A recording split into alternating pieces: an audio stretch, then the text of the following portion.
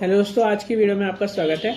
और last video में हमने देखा था कि ना प्रॉप्स के अंदर कैसे डिस्ट्रक्चरिंग कर सकते हैं, और वो भी कुछ इस तरह से। ठीक है, मतलब हम नेस्टेड डिस्ट्रक्चरिंग कैसे करते हैं, नेस्टेड डेटा को एक्सट्रैक्ट कैसे करते हैं ऑब्जेक्ट के अंदर से।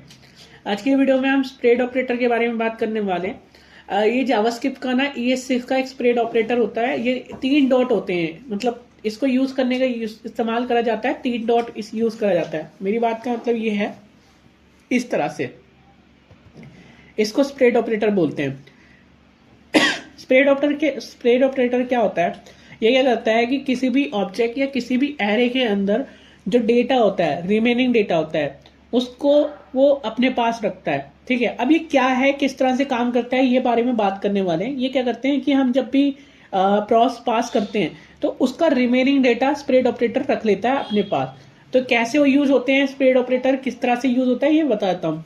जैसे कि एग्जांपल के तौर पर मैं क्या कर रहा हूँ, मैं अपने रिएक्ट वैली एप्लीकेशन में जाता हूँ, और लास्ट वीडियो में हमने क्या कर रहा है, मैंने ये डेटा बना लिया है जिसमें नेम, एज, ईमेल और जॉब डिस्क्रिप्शन है। यहाँ पर मैंने क्या करा है, एक कंपोनेंट के अंदर प्रॉप्ट पास किया। अब मैंने और इसको चला लिया है। मैंने यहाँ पर npm run dev करके इसको रिएक्ट की एप्लीकेशन को चला लिया है। अभी आपको समझ में आ जाएगा स्प्रेड ऑपरेटर क्या है और किस तरह से काम करता है। ये बहुत आसान है और बहुत इजी टू यूज है और बहुत काम का है। देखो, हमारे पास नेम, ईमेल, वो नेम, ईमेल, एज और जॉब नाम की फील्ड हैं ऑब्जेक्ट के अंदर। मैं पास कर रहा हूँ। हम क्या करते हैं, इसको डिस्ट्रक्चरिंग करने के लिए यहाँ पर सबसे पहले ना इसको डेटा को वैसे भेजते हैं स्प्रेड ऑपरेटर की मदद से। स्प्रेड ऑपरेटर की मदद से भेजेंगे तो क्या होगा अभी बताता हूँ। पहले मैं यहाँ स्प्रेड ऑपरेटर क्या होता है, 3 डॉट होते हैं। ये 3 डॉट यूज करें, मतलब स्प्रेड ऑपरेटर यूज कर रहा हूँ। सेव किया। अब इनके पार्ट देखो, डेटा है, एज, नेम, ये सारे डेटा है। अगर मैं यहाँ पर आऊंगा और अपनी वेबसाइट पे आऊंगा तो अभी देखो वो डेटा भी दिखा होगा, जॉन डे 28 वगैरह आ रहा है। ठीक है, तो ये मेरा ना डिफॉल्ट पैरामीटर था जिसकी वजह से दिख रहा है। अगर डिफॉल्ट पैरामीटर को मैं हटा दूं, ठीक है, आप चाहो तो इस डिफॉल्ट पैरामीटर को मैं हटा दूं और इसको यूज करो इस तरह से।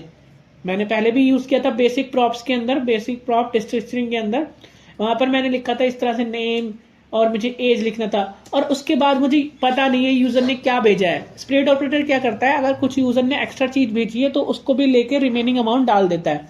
तो नेम, एज मुझे पता है, लेकिन मुझे ईमेल वगैरह का पता नहीं है कि भाई ईमेल भी आया है या फिर पासवर्ड भी आया है, मुझे नहीं पता। तो मैं क्या करूँगा, मैं यहाँ पर डॉट डॉट लगाऊंगा स्प्रेड ऑपरेटर, और मैं ओबीजे लिख दूंगा।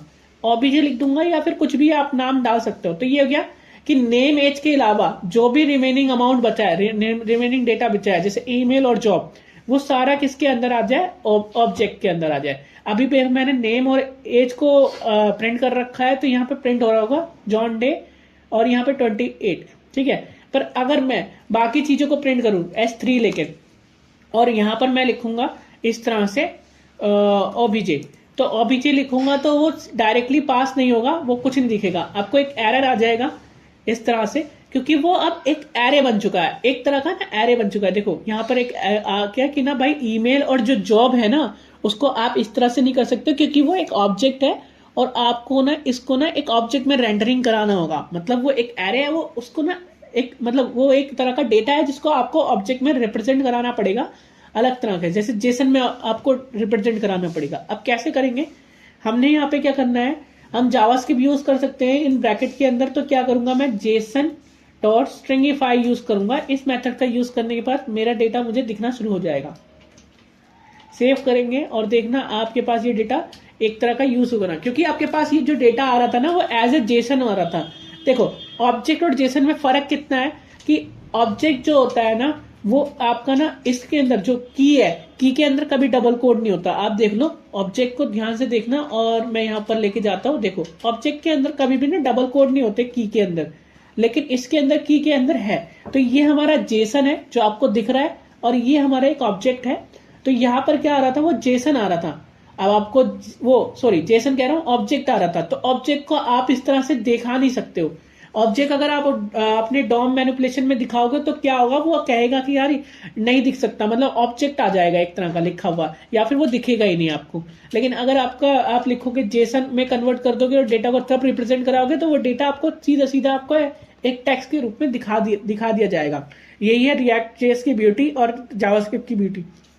और इसी की वजह से हम स्प्रेड ऑपरेटर यूज करते हैं कि यार मान लो कि हमें सिर्फ नेम और एज ही यूज करना हो और बाकी डेटा का मुझे कोई काम नहीं है, मुझे बाकी डेटा से कोई लेन देन नहीं है। या फिर ये भी हो सकता है कि मैं कह सकता हूं कि यार नेम एज ऐड करो और जब बाकी कोई दूसरा यूजर ऐड कर रहा होगा तो उसका रिमेनिंग जो डेटा है वो इसके अंदर डाल दो।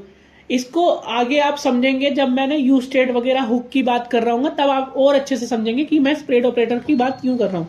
ये बहुत काम की चीज है, क्योंकि जब भी आपके पास यूज स्टेट या स्टेट को मैनेजमेंट करना होता है तो आप यूज स्टेट वगैरह हुक की बात करते हैं, तो उसके अंदर ये बहुत ज्यादा काम आने वाला है। हालांकि आपको अगर समझ में आया हो तो बिल्कुल आपको मुझे अच्छा लगेगा कि अगर आपको समझ में आ गया, लेकिन अगर नहीं आया तो फिर भी आप कमेंट सेक्शन में मुझे बता सकते हैं। इसका हम आगे यूज करेंगे जब हुक वगैरह की बात कर रहे होंगे। ये कुछ नहीं है, सिर्फ ये रिमेनिंग अमाउंट निकाल देता है, जो भी रिमेनिंग डेटा निकाल देता है जो आप यूज कर रहे हो उसको छोड़कर।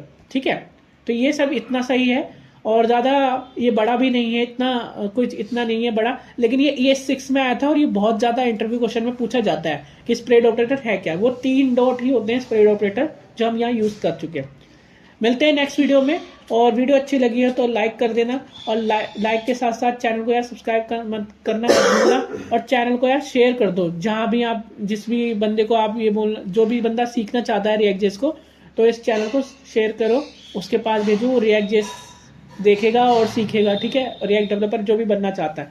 और मैंने वेबसाइट पे कोड डाल चुका हूँ, यहाँ पर सारा कोड है, तो आप इस कोड का भी यूज कर सकते हैं। मैंने आसान भाषा में यहाँ पे लिख रखा है, तो आप इसका वेबसाइट का यूज करिए। यहाँ पे सारे